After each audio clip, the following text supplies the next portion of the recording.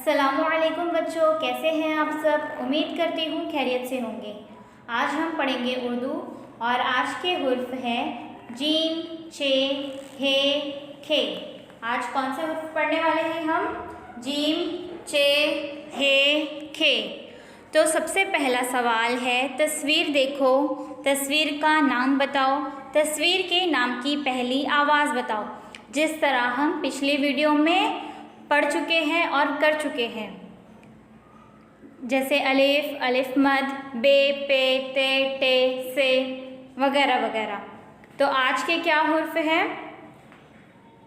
Gym, चे, हे, खे। और क्या बताना है हमें? तस्वीर देखना है, तस्वीर का नाम बताना है और तस्वीर के नाम की पहली आवाज़ बताना है। उससे पहले आपको दाईं तरफ चौकोन नज़र आ रहा है, उस पर लिखा है हाथ फेरो। क्या करना है? हमें दोहराना है और नुक्ते के ज़रिए वहाँ पर हे लिखा हुआ है, नज़र आ रहा है आपको बेटा। बहुत आसान है हे लिखना। अगर आपको हे लिखना आ गया तो समझो जीम, चे, खे ये तीनों भी आसानी से आ जाएगा। बस क्या होगा कि नुक्ते का फ़र्क होगा। बस क्या होगा? नुक्ते का फ़र्क। तो हे कैसे लिखते हैं? तो पहले आपको तिरछी लाइन बनाकर तिरछी लाइन के ऊपरी सिरे से एक आड़ी लाइन बनानी है और आड़ी लाइन के दाएं तरफ से एक तिरछी लाइन लाते हुए उसे आधे गोल में ले लेना है, आधे दायरे में ले लेना है। बहुत आसान है। जब आप इस पर हाथ फिराएंगे तो आपको हे लिखना आसानी से आ जाएगा और जब हे लिखना आ जाएगा तो जीम, चे, खे ये भी लिखने आ जाएगा। तो चलिए अब इस तरफ आते हैं, तस्वीर का नाम बताते हैं और पहली आवाज़ बताते हैं। तो यहाँ पर सबसे पहले जीम के सामने दो तस्वीर है, एक जग की है और दूसरा जहाज़ की है। तो दोनों तस्वीर के नाम की पहली आवाज़ क्या हुई? जीम, जीम की आवाज़ आ रही है, जहाज़, जग। उसके नीचे है चे। क्या लिखा है? चे। चे में भी दो तस्वीरें नज़र आ रही है। पहला जो है चिराग और दूसरा है चरखा। चे से चिराग, चे से चरखा। तो तस्वीर के नाम की पहली आवाज़ किस चीज़ की है? कौन से हुर्फ की है? चे की है। जहाज़, जग जीम से है और चिराग, चरखा चे से है। समझ में आया बच्चों? इसी तरह हम आगे तस्वीर देखेंगे और तस्वीर के नाम की पहली आवाज़ बताएंगे। तो आपको यहाँ पर नज़र आ रहा है जीम, चे, उसके बाद क्या आता है? हे। तो हे से यहाँ पर दो तस्वीर नज़र आ रही है आपको बच्चों। सबसे पहली तस्वीर है हे से हवेली, हे से हवेली। और दूसरा है हे से हलवाई। दूसरा क्या है? हे से हलवाई। तो दोनों तस्वीर के नाम की पहली आवाज़ क्या हुई? हे। क्या हुई? हे। उसके बाद आता है खे। उसके बाद क्या है? खे। तो खे से क्या आता है? खरगोश, खरगोश। तस्वीर के नाम की पहली आवाज़ क्या हुई? खे। समझ में आया बच्चों? बहुत आसान है ना। उसके बाद हमारे पास दूसरा सवाल है, नुक्ते लगाकर अलग अलग आवाज़ वाले हुर्फ बनाओ। अब मैंने आपको बताया कि आपको हे लिखना आ जाएगा, तो जीम, चे, खे ये तीनों भी है, आसानी से आ जाएगा। तो यहाँ पर आपको बस नुक्ते लगाना है। क्या लगाना है? बस नुक्ते लगाना है और आवाज़ वाले अलग अलग आवाज़ वाले हुर्फ बनाना है। तो मैंने आपको बताई कि हे कैसे लिखना है। आपको पहले हल्की तिरछी लाइन लेके तिरछी लाइन के ऊपरी सिरे से एक आड़ी लाइन लेनी है और आड़ी लाइन के दाएं तरफ से हल्का तिरछा लाकर उसे दायरे में ले लेना है, आधे दायरे में ले लेना है। तो आपका हे लिखना मुकम्मल होगा और उसके बाद आप इसमें नुक्ते लगाकर अलग अलग आवाज़ वाले हुर्फ बना सकते हैं।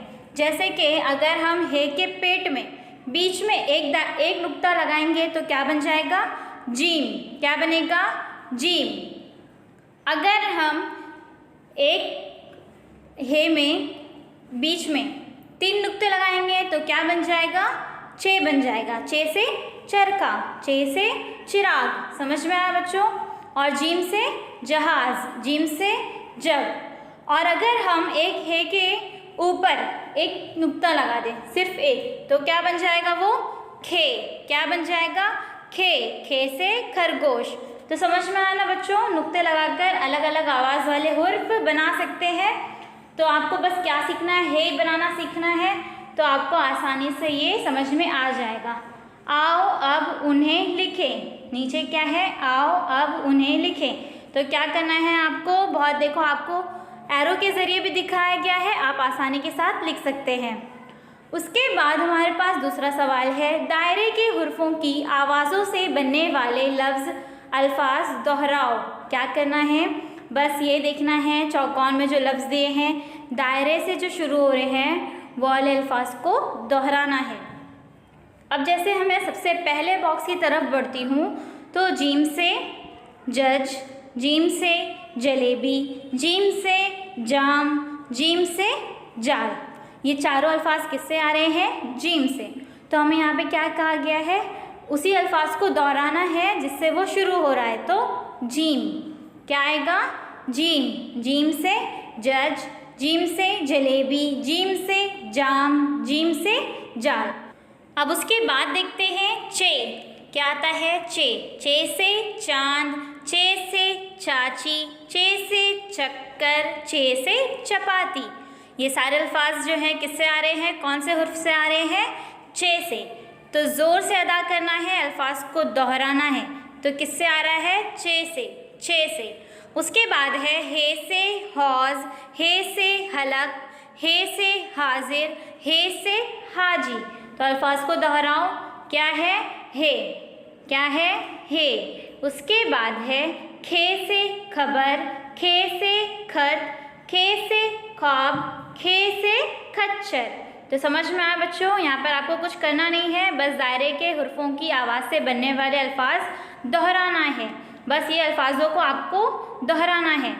उसके बाद है दिए हुए लफ्ज़ों में हुर्फ की पूरी शक्ल तलाश करके निशान लगाओ। क्या करना है, दिए हुए लफ्ज़ में हुर्फ की पूरी शक्ल पहचान कर उस पर निशान लगाना है।